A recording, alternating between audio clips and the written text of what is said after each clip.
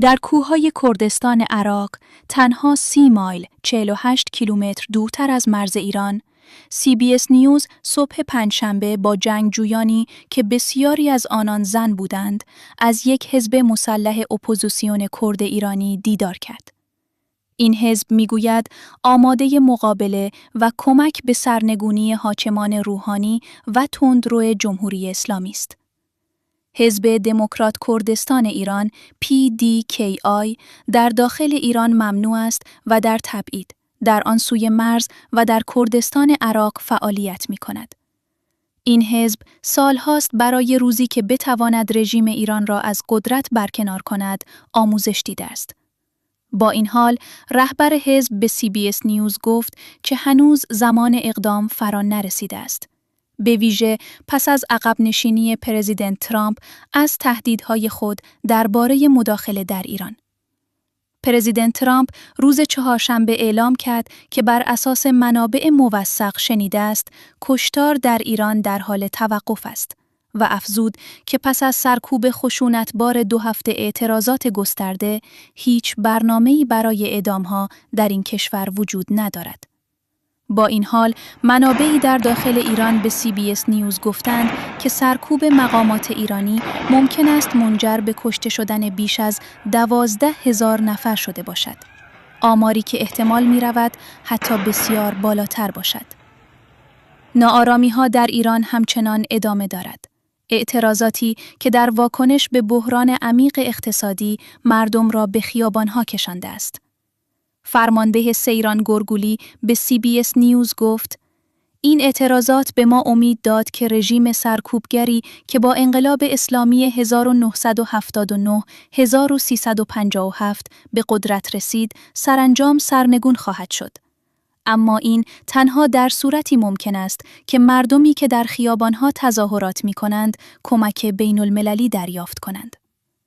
مصطفی هجری، رهبر حزب دموکرات کردستان ایران، بیش از 4 دهه است که در تبعید زندگی می کند و سرکوب چندین موج بزرگ اعتراضی از سوی حاکمان ایران را به چشم دیده است. او گفت نمی تواند با اطمینان بگوید که آیا آخرین قیام تعیین کننده خواهد بود یا نه. هجری توضیح داد: این موضوع بستگی دارد به اینکه آیا کشتار گسترده ادامه خواهد یافت یا خیر. اگر ادامه پیدا کند، قطعاً تظاهر کنندگان قادر به ادامه نخواهند بود. از سوی دیگر، سناریوهای دیگری هم وجود دارد.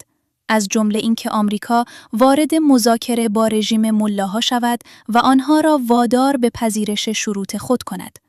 در این صورت، رژیم می‌تواند برای مدتی دیگر به حیات خود ادامه دهد. هجری افزود که امیدوار است ایالات متحده مداخله کند. به ویژه حملاتی علیه ایران که مراکز نیروهای سرکوبگری را که به مردم در خیابانها شلیک می‌کنند و همچنین نهادهای به اصطلاح قضایی وابسته به رژیم را هدف قرار دهد. ما می‌خواهیم شاهد نابودی این نهادها باشیم.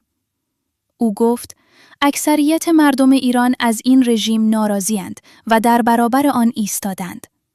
با این حال، هجری در غیاب حمایت خارجی گفت که اعزام نیروهای حزب به داخل ایران و فراخوان درآمدهای معکوس داشته باشد.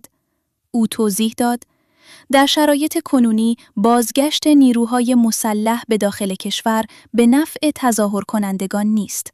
زیرا این اقدام بهانه‌ای به رژیم می‌دهد تا مردم را سرکوب و قتل عام کند. به همین دلیل هنوز زمان چنین تصمیمی فرا نرسیده است. اما وقتی به این جمع‌بندی برسیم که بازگشت نیروهای پیشمرگ دیگر بهانه‌ای برای سرکوب مضاعف نخواهد بود، آنگاه ممکن است چنین اقدامی انجام شود.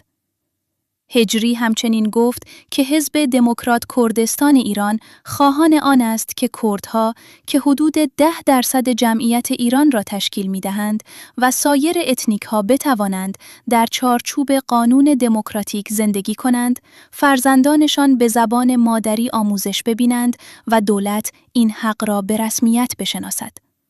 او تأکید کرد که جنگجویان اپوزیسیون آموزش دیدند و آمادند، حاضر برای روزی که حزب به آنها نیاز داشته باشد.